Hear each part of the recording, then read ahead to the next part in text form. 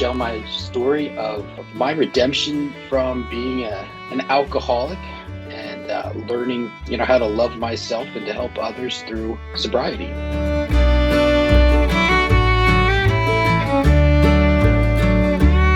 When you think that you are alone, you will eventually get bust because there is the strength that you have is limited. The knowledge that you Mm. have is limited. The experience that you have is limited.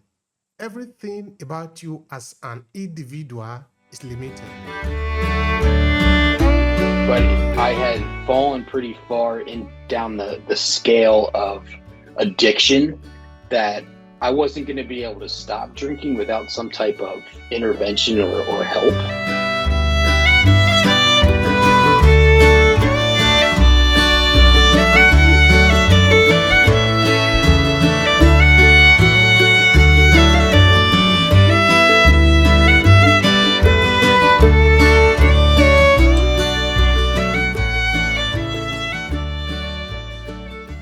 Hello, everyone. Thank you again for joining us in Obehi Podcast. I remain your host, Obehi 14, a proud Nigerian that is living here in Verona, Italy. And every now and then I have the honor of talking to intelligent and smart people who are doing their thing, who love to do what they are doing. And why we are sharing this story with you is so that you can connect to them, you can learn from them, and also see what you can steal from them, let's put it that way, to apply in your own way. So today I have the honor of connecting with Andy, who is going to, of course, I'm not going to be introducing him. He will introduce himself because he does a better job introducing himself than me introducing him. So, Andy, thank you so much for being here, brother. So, tell the people who you are. They will just get it started. Yeah, thank you so much for having me. I think this is going to be a lot of fun because I do enjoy telling stories, and I completely agree with what your premises of telling stories about um, various different things. But my name's Andy. I'm from Philadelphia, Pennsylvania, in the United States, and I am a personal trainer. I am a sober coach, and most importantly, I'm a child of God. And I'm here to share my story of my redemption from being an alcoholic and learning, how to love myself and to help others through sobriety. Redemption. I love that. And also learning how to love yourself. You see, that is something so Mm. powerful that people don't even take the time to talk about. It becomes almost like a taboo to say, I love myself. You see, I believe that is where the whole conversation should even start from. Because I say quite often, if you don't love yourself and you tell somebody, I love you, you probably are lying because you don't even know what love means. You need to Yeah, start that's a from good you. point. Yeah. Go on. Add anything you want. Yeah, so we have a saying in recovery, you can't give something away that you don't have. So it's very hard to give away that love or to offer your help and to be sincere when you're struggling with your own things on the inside.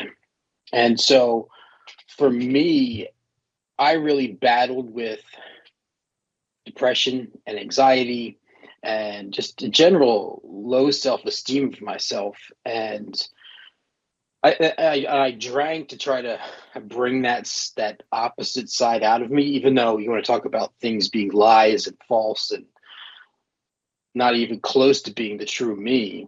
Um, I just didn't know how to be myself. And so I had a lot of trouble loving who I was. And I felt the only way that I could help anybody or to love anybody else was through adding a substance.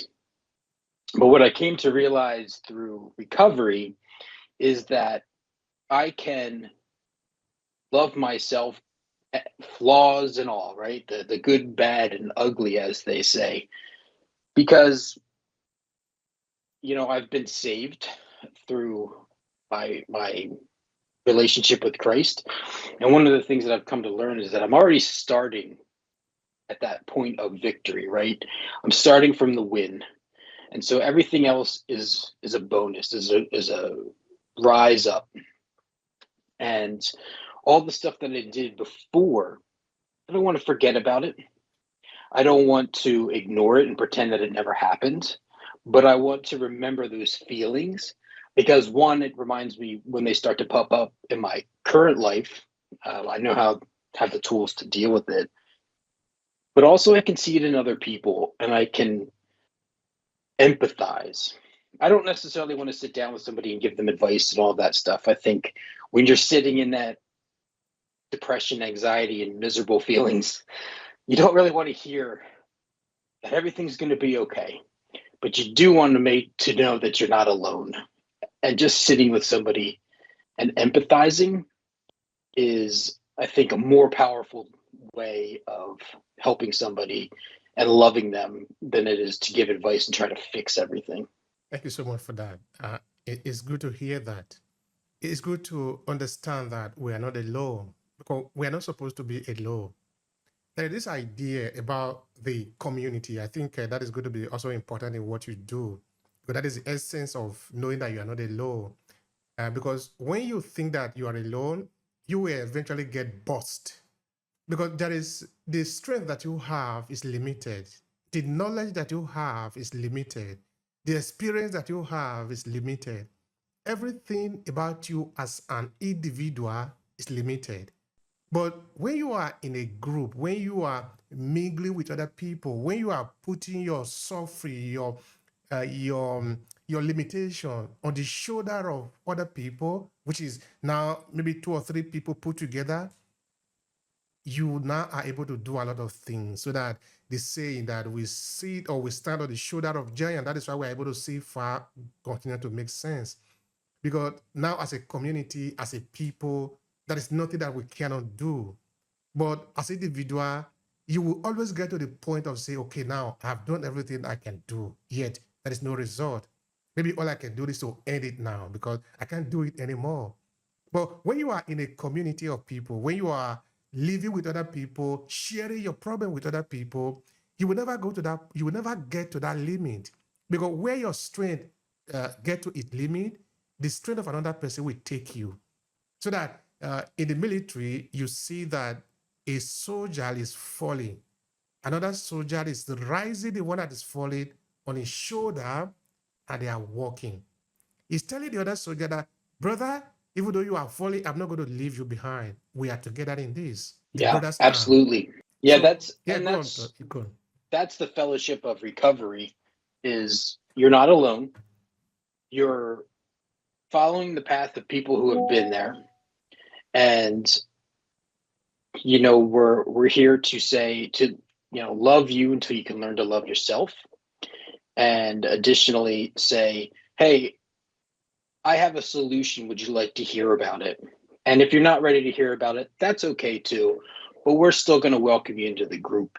um, in my life, I've been part of 2 groups, 2 communities that welcome people no matter where they're at and what they're going through. And one of them is the fitness and the gym community, which I'm a part of, and the recovery community. As long as you're coming and you're putting in the effort, you're part of the group, and we will help you find your strengths, even though you're still living in that weakness.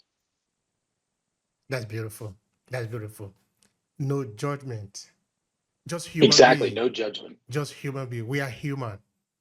Because Exactly. if we learn to treasure that simplicity of who we are, we will soon see now that all around us there are actually potential. There are possibility for us to do it. You don't necessarily need to be the smartest. You don't necessarily need to be the strongest. If you can work with others, everybody can survive. We can all make it together. That is Yeah, important.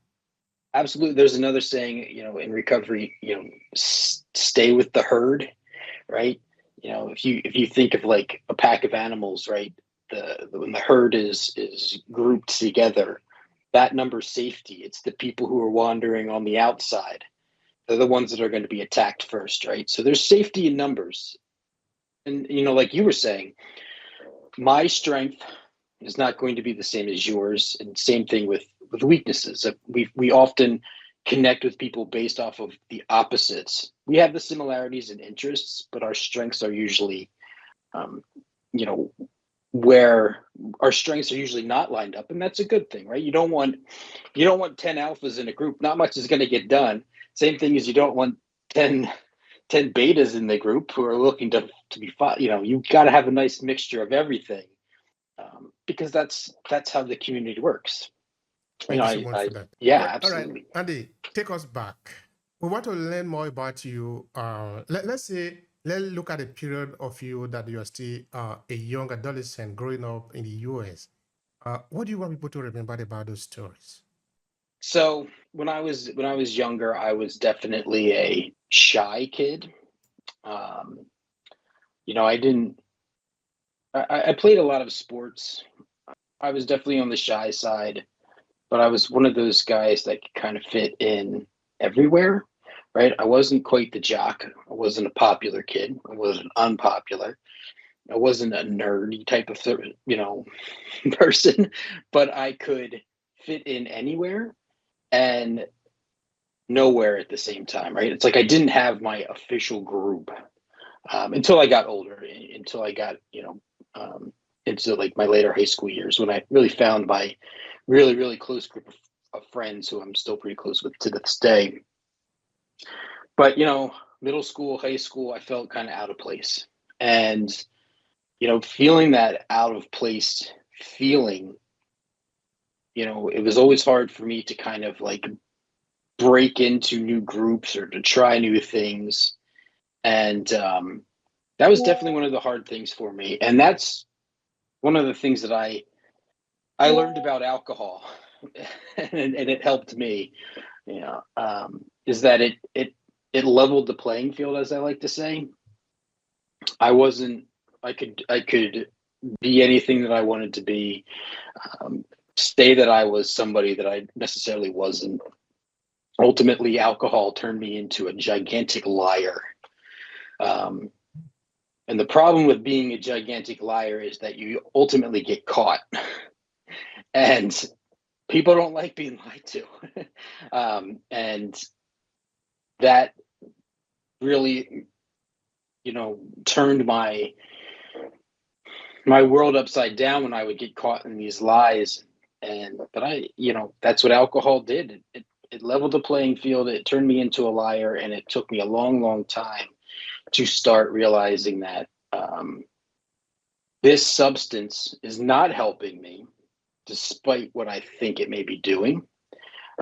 By time I realized that, I don't want to say it was too late, but I had fallen pretty far down the scale of addiction, that I wasn't going to be able to stop drinking without some type of intervention or help.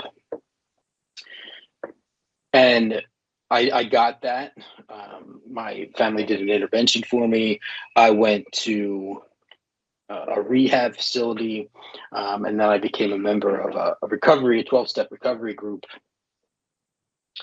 And, like I was saying before, they helped me find my strengths. They loved me before I could love myself. And they taught me a better way to live.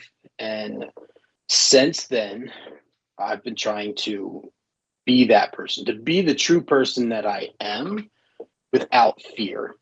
I can tell you that about 10 years ago, if somebody were to tell me that I was going to be doing an interview on a podcast talking about myself, I would try to find all these ways that I could impress you and impress people. And most of the things that I would tell you would be complete lies. I'd probably be a little bit on the drunk side right now, or at least buzzed and feeling good and not caring what other people were going to think. That is not the case now. I'm sober. I'm telling people who I am. And this is me. And I like being my genuine self. And I like not being hungover. And I like being goal oriented. And, this type of thing, connecting with new people, sharing my story, helping somebody, even if it's just one person who listens to this and hears what I'm saying and it can help, that gives me a feeling that no substance could ever give. And that's what makes this sobriety so amazing. Thank you so much for that sharing, Andy. That is really beautiful. Just now, I was talking with a colleague of mine. We were reflecting on the project I wanted to share with her and with our community. it had to do with it's sort of very central to me. This project is about storytelling. Hmm. Only that this part of storytelling, it had to do with looking at elderly people and helping them to take down their story and turning it into a product that can be left behind as an inheritance to those that are going to leave behind. Because life is sometimes very simple, only that we work so hard to make it complicated. Because we are born, we grow up, then we die. Of course, we do one or two things there, and we think that we are going to live forever, but we don't live forever. We live for a very short space of time. If we are conscious of that, then the way we live our life, we should it will be different. Knowing that, because what if you take the entire world now, you are still going to die in a few years' time. Is it not better that we can just share, we can just live a more quality life? So this particular project is about helping people to use their story as a way to communicate to the future, as a way of telling those that are going to be here that, yes, I have been there too. You see, it has been said that since we show up on Earth, there have been about 170 billion people that have walked the surface of the Earth. This is the data that is out there. But what the data is not even say is how many people that could have lived that didn't live. How many trillions, not billions, how many trillions of human beings that could have lived, that could have walked this surface, respire this beautiful air, that's just be alive, just be here. But they never have the chance. But of this, even those that have the chance, those of us that we can say we are fortunate to have been here, many times we don't show our face, we don't tell our story. We think it is not important, but it is important. It is important because we are the finest example that the entire universe can put in place. We are not just by chance. We are the finest evidence that there is possible. If we could take the time to celebrate that, to say, yes, I am here. This is what I have done. Instead of pretending to be somebody else. So I like what you said there, Andy. Showing up the way you are, showing your face. This is my story. This is the experience that I have made. It doesn't even matter if you have made error. You are here. That is why you make error. What about those that were never born? They cannot make error because they didn't even exist in this sense. For the fact that you are here and you are bold enough to say, this is what I have done, you are far ahead of many others who don't even have the chance. So I think the best thing that we can do as humanity, us as individual, is to own our story, is to own our experiences. Everything, not just the beautiful part, the shiny part, everything. Let's own all of it because all of it is what makes us who we are. The error that we have made, the way lie sometimes we did, which means we are not perfect. Which means we are not finished yet. We are still a work in progress. Which is to say, it should not get to the point of saying, I have done no, you haven't done everything. If you have done everything, you shouldn't be here. You will transition to the next level. If you are still here, it means you don't have the right to say, oh, you are going to beat yourself down now because you make an error yesterday. It's part of the process. You are still a refining object. You see, I say, take a look at the diamond and the gold. If you take out the dust that we later call diamond or gold, it's like every other dust on earth. But you need to refine it continuously. You put it to the fire, you need to burn it. The shaft will be gone so that when you take it up and look at it, you say, this is so beautiful. It's shining. It's shining because it has been refined. What is the process of refining the human being? The process is also burn out the shaft in us. That includes the lies sometimes that we lie because we are not perfect yet. That includes the error. That includes the fact that we are walking, we stumble, then we fall. But we're never going to remain there. We're going to wake up again. We're going to stand up again, gather the courage and keep going. Because it's not over yet. It's not over. We need to, by the time we want to tell our story, we're going to add all of that to it. Because you can't just say that the story of the diamond is the moment it starts shining. No, it is not true. That is not where the story of the diamond started. It started that it was just like every other dust. Because that is what it is. So, Andy, I am interested in this part of the story. That moment that you realize that this is not the right path, then you started to work to refine yourself. Tell me about that. What happened there? So after I got out of rehab, um, I went through a 2-year period where I struggled with staying sober. And I was relapsing. I could maybe go 30, 60 days without having a drink. But then ultimately I would relapse and have another drink. And, um, you know, that led down a path of more lying, hiding things, and really just starting to not even know who I was. And, about 2 years after that, so on April 7th, 2016, I woke up from a previous night of drinking, and I just was laying on the bed in my guest room because my wife did not want me sleeping in our bed because I was drunk, which I totally understand. And I woke up to an empty house, and I just asked myself, what am I doing? I can't be this guy anymore. I had just hit this point of surrender, and I prayed and I asked for this obsession to be lifted. And in what can only be described as a miracle, a white light spiritual experience, as we call it in recovery, the obsession to drink was gone. And from that moment forward, what I realized was that I don't have to drink to be happy. My identity is not in a substance. It's not in a job title. It's not in, what I did last week or what kind of sports fan I am or any of those things. It's in my relationship with God and what's coming through me. Who am I naturally? And to stop fighting that, but instead learn about it.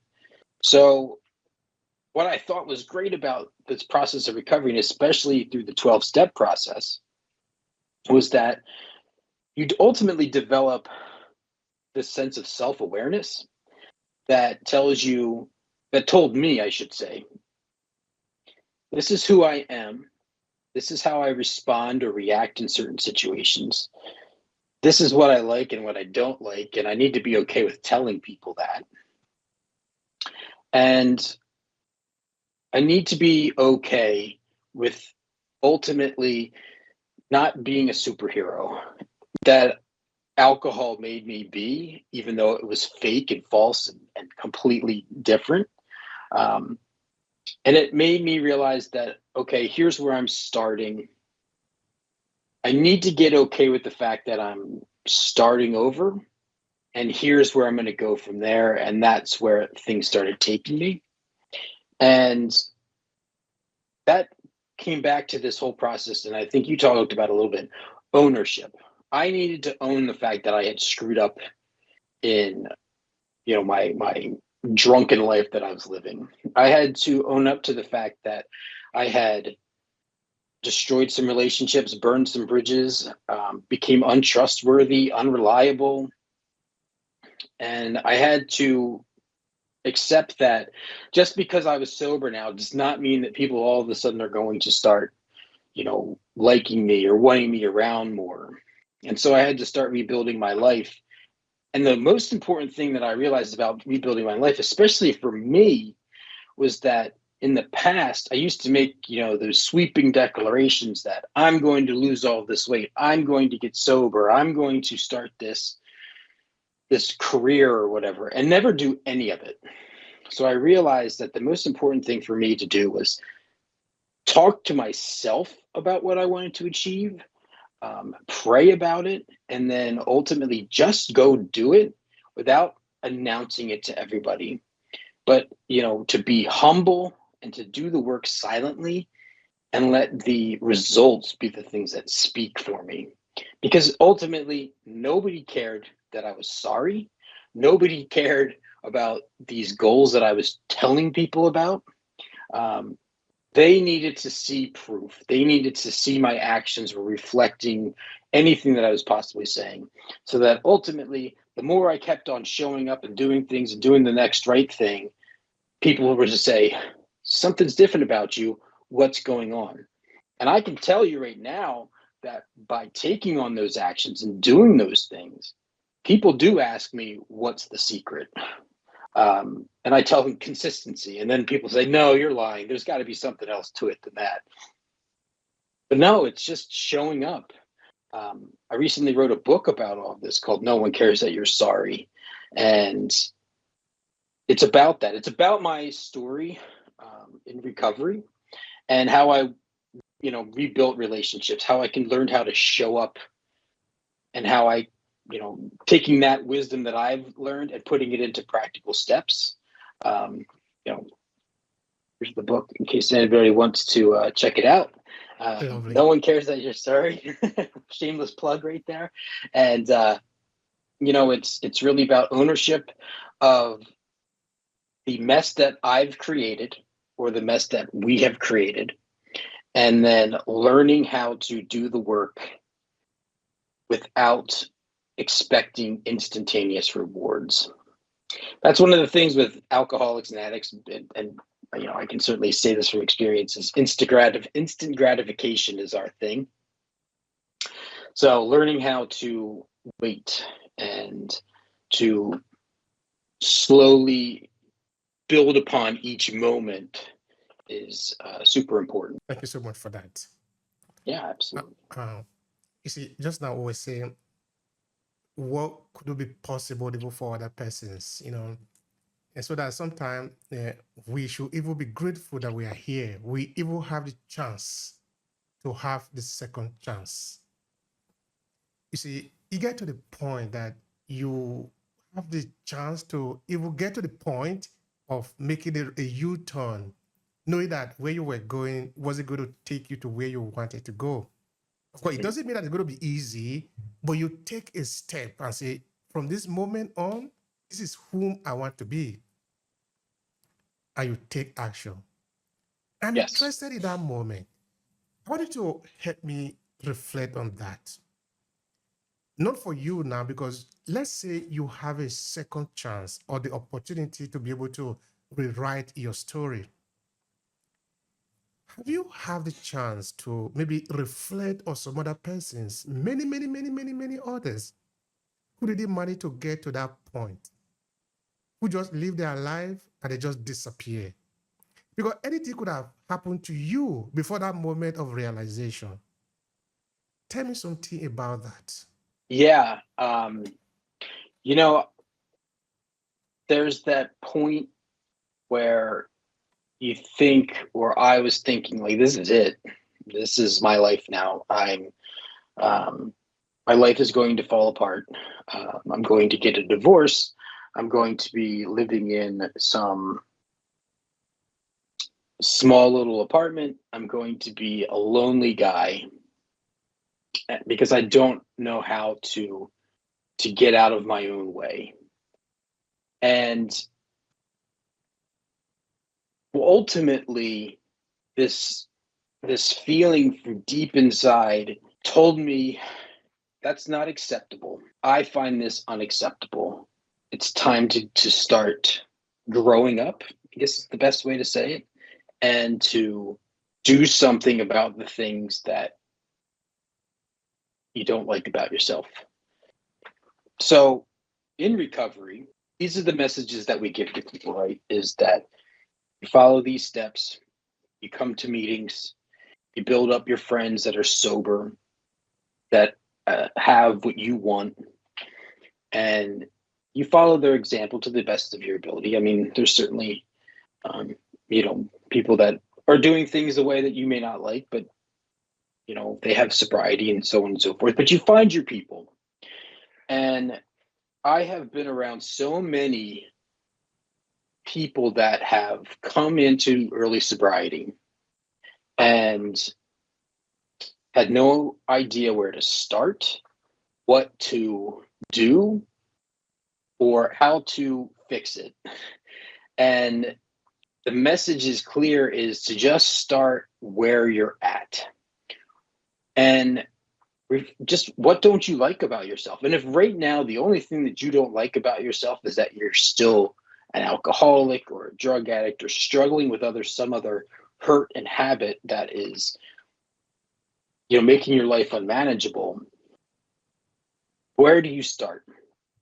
And for me, when I came to the realization that I didn't want to be this drunken person anymore, where did I start? I started with my friends in recovery. I called them and talked to them and said, hey, here's where I'm at. What do I do? And it was, why don't you just come to a meeting? Or why don't you come to dinner with us? Or whatever it was. And then from there, the next step was, okay, well, you need to prove to us that you don't want to drink anymore. So maybe you should get 24 hours, and then maybe let's get a week, and then 30 days, and so on and so forth. The whole premise of one day at a time. What can I do today that's going to move the needle forward? There's going to be days where you're trying to move that needle forward and it budges maybe half an inch. And you just have to learn how to say, today's not my day. I'm going to try again tomorrow. Don't give up. Tomorrow, you may move the needle forward 100 yards, and that might be a great day. And what you need to do, instead of saying, hey, I moved the needle 100 yards, so what? I still have so far to go. You sit there and say, I moved that needle 100 yards, and you celebrate that without the substance of your choosing, of course. But, you call a friend and you celebrate with them, or you tell your spouse about it, or you do something that's going to make you feel good. The idea is that, there's a reason that they call it rock bottom. You're at the bottom. You have to figure out a way to start building yourself up. And you do that tiny little chunks at a time. And as you're building that momentum, the next thing you know, you're back up to where you need to be. And the best part about doing that is that there's other people that are with you. And as they're watching you do it, you're inspiring other people at the same time. So this kind of goes back to what we were talking about at the beginning of learning to love yourself before you can love others. Because as you start loving yourself, that love should naturally project out, and people are going to see it, and they're going to want to be a part of what you're doing.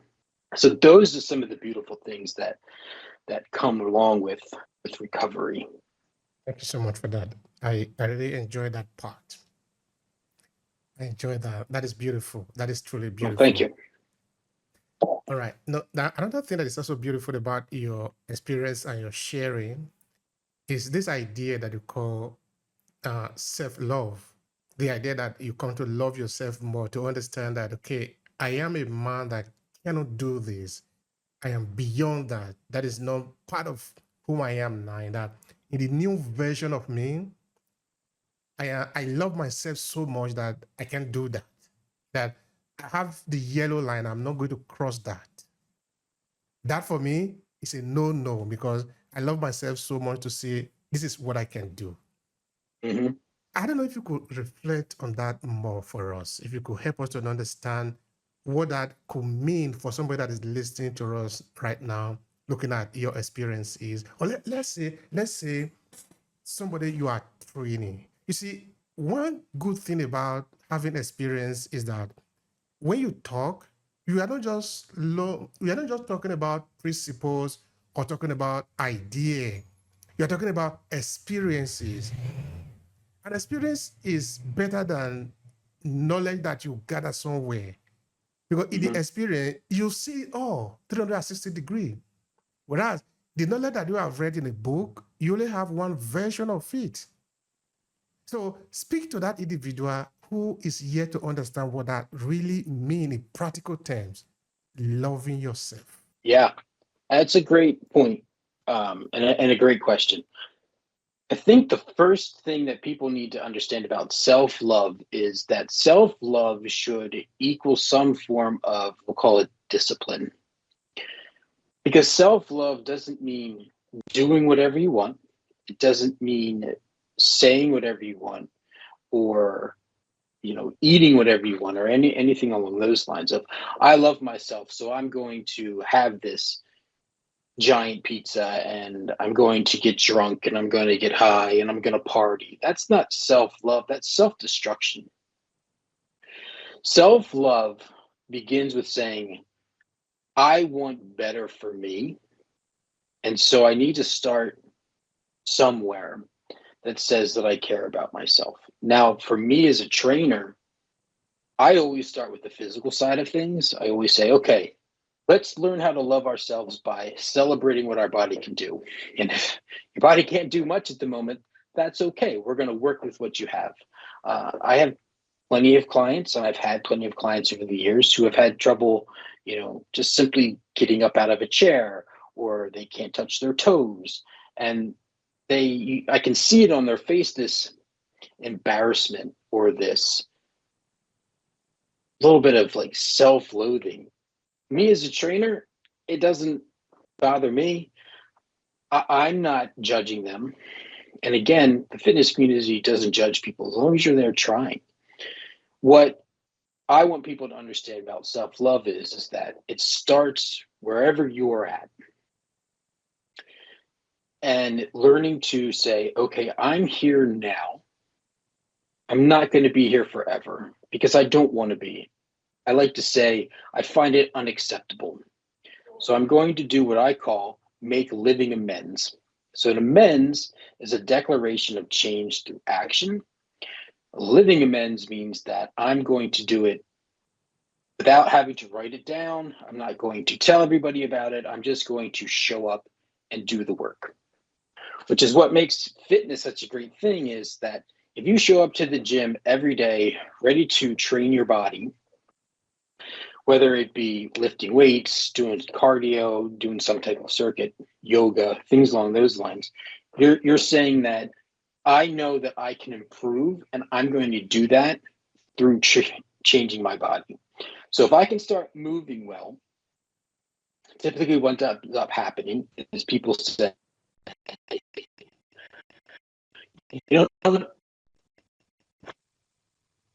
tell me about that. And then they go from, okay, this diet thing is working good. Hey, I don't like these habits. How can I get better sleep? How can I stop binging on social media and Netflix and start building better habits from there? And that's the self-love. Self-love is all about momentum. You start off with the point that you find acceptable and you change it. And you say, I want to love myself by taking care of myself. And taking care of myself doesn't just mean physically, it means emotionally, spiritually, all of those ways, mentally. You're doing all of those things that are going to ultimately build a better you. And that's one of the things that I've done, right? Once I got sober, I started training more. Once I started training more, I started eating better. I lost a ton of weight. I got all of my health better and things like that. I started going to bed earlier, getting up a little bit earlier, being more intentional about my life. And as I did that, I started discovering all these different passions and purposes and things like that I had. But it all started with saying that I'm going to have this discipline to get sober. So self-love is not a party. In fact, it's kind of boring sometimes, but it's worth it because I can do anything that I want to. Maybe not literally. I mean, I'm certainly not going, I'm 45 years old and short. I'm not going to be playing in the NBA anytime soon. But that doesn't mean that I can't treat myself and start training myself like an athlete, like I care, like I want to do something. So let's remember self-love is that love. And love is gentle, love is kind, love is forgiving. Love is doesn't bear grudges and doesn't tear us down. Love builds us up. And we need to replace the idea that love is doing whatever we want because we quote unquote love ourselves. But instead, love is saying, I care enough about myself that I'm going to do the next right thing. I appreciate that. I really appreciate that. That is lovely. That is a full lecture that you are giving to the people here today. And this is what I'm telling the listener, the audience here, that this is what we do here. We are bringing you free information that can help you to improve yourself. Because you are going to have to meet people. People are what you need for you to be able to move forward in life. The experiences of people, particularly. You see, there are different ways to learn. Sometimes you can have the experience, but that is very expensive sometimes because there are, see, I was asking Andy just now, there are people who have gone through the experience but cannot come out of it alive. That is not a joke. That is true. There are many people that will never be able to come out because they didn't maybe get to the point of being able to take the decision where you have got to the rock bottom. You say, I can't go beyond it. I need to change. And being a man enough or being a woman enough, if you really take the action that is necessary, you will get the corresponding effect of a changed person. Some people don't get to that point. So sometimes you can also learn from the experiences of other people who have gone through it and they are sharing with you. That is the benefit that we are giving you today. But if you are ready to learn, and like I say quite often here, what we do here have its own limit. In that we share the information, it get to your doorstep. You know what? Taking it from that moment on is no longer our responsibility. It's your responsibility. Either if you don't take action, the information remains there. It doesn't go beyond that. It is our job to get it in front of you. But taking action is your part. So if you like what we are doing here, why don't subscribe to the channel? We are bringing in a lot of people like Andy to share with you what they have gone through in life. You know why? Because you are like Andy. It doesn't matter whether you are in the US or in the UK, you are in Nigeria or you are in the Philippines. You are a human being. You see, Andy talked about his wife just now.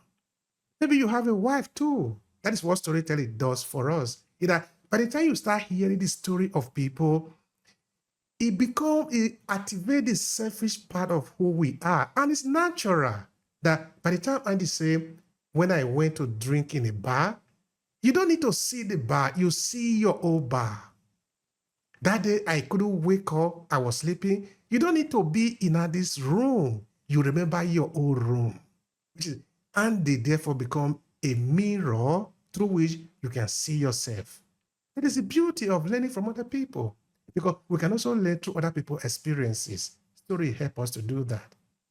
If you are interested in learning more about that, why don't reach out? We have a service called Story to Asset Framework, where we basically help you to take your story and turn it into a tool, an instrument that you can use to connect to the right people. Your story doesn't need to make sense to everybody. Know that. Thank you so much, 100% Andy. true on that one. Absolutely. I'm so glad that to help you out. And I completely agree.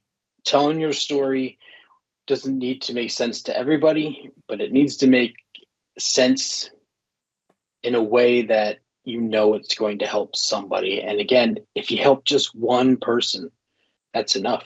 Thank you so much for adding that, Andy. Now, talking about adding that, talking about helping somebody, I don't know if you can spend a few seconds talking about your services. What do you really do for people within your professional area? Andy, I want to tell you this. Don't be ashamed to advertise yourself. In fact, we encourage you to do that. Please go ahead. Yeah, for sure. So the name of my business is Ninth Step Training. And what I do is I like to say I help men and women in recovery and those who love us. So you don't necessarily have to be in recovery to be interested in my services. But I help people get in shape, improve their diet, and improve their habits. The goal is that is to teach them how to make living amends. And the best way that I know how to make living amends is to start taking care of myself. I want to be a good example of health and fitness for my friends and my family. And so they know that I'm going to be working out. They know that I'm not going to be, eating certain things. They know that I go to bed at a certain time. And they love me for it. They love me. I do is I help people do those things. Somebody comes to me and says they want to lose some weight. I say, okay, no problem. How much do you want to lose? We can do that. But as I'm going through that process, the idea is, why do you want to do that? Now, I'm not looking for some deep, existential reason as to why you're doing it. I just want to make sure that you know why you're doing it. And one of the important things that I like to remind people of is that I'm a trainer. You can find a trainer pretty much anywhere. It takes people from the bottom and takes them up to the top by working with them. I take people from where they're at. I don't have some crazy expectations or some crazy program. I work with people because based off of what people need. And so if you tell me you need to lose 40 pounds, I'm going to make a plan for you to lose 40 pounds. If you tell me you hate lifting weights, well, I'm going to figure out a way to help you change that attitude. I'm reading a book right now about positive thinking, and it's all about the perspective. And I'd like to change people's perspectives. People have this perspective of a trainer that I'm going to tell you what to eat, tell you how to work out, when to sleep, do all of this stuff. I'm not a drill sergeant. I'm your trainer. I'm your coach. I'm your mentor. I have experience and I have wisdom that I want to share with you. Again, I also wrote a book. So if you're looking for something, no one cares that you're sorry, you can find it on Amazon. And in that book, I have a lot of my coaching techniques that I use, as well as telling my story. So if you need to get a little bit of inspiration there. And you can find me on Instagram at Andy Rawding. That's ANDYRAWDING. Happy to have a conversation there. If you just want to follow me and get some free information, and you can reach out at any point in time. But as a trainer, again, and as a coach, my job is to listen. My job is to start with where you're at and start building you up, because I want you confident. I want you making living amends. These aren't my amends that I need to make. They're about you. And that's what you're going to find in my program is I help people be themselves. I know how to become myself. I don't want you to become me. I want you to become you. That's lovely. I love that. I love that. We should never become other people, because that will be cheating the entire humanity. Because we need Absolutely. all of us to show all the way we are. That means we add more value to our collective consciousness. Thank you so much, absolutely. Andy. Yeah, for sure. And just to add on that, I might ask you questions. Like, you may tell me, I want to do this, or I want to be this, and I might ask you why, but I'm not doing it to be a jerk. I'm doing it because I want to make sure it's something that you truly believe in, that you truly want to believe, so that we get the unique version of you and we can all celebrate that together. Absolutely. Absolutely. But for those of you that have listened to the end of this conversation, we say thank you very much. Of course, if you like to be able to leverage the power of your story in your business to connect to your ideal client, you have heard what we said. Reach out to us at A-Classes Academy. Then, of course, we'll be able to take it out from there. Andy, it has been a pleasure here listening to you. You brought a lot of value to the conversation. Thank you so much, brother. I appreciate it.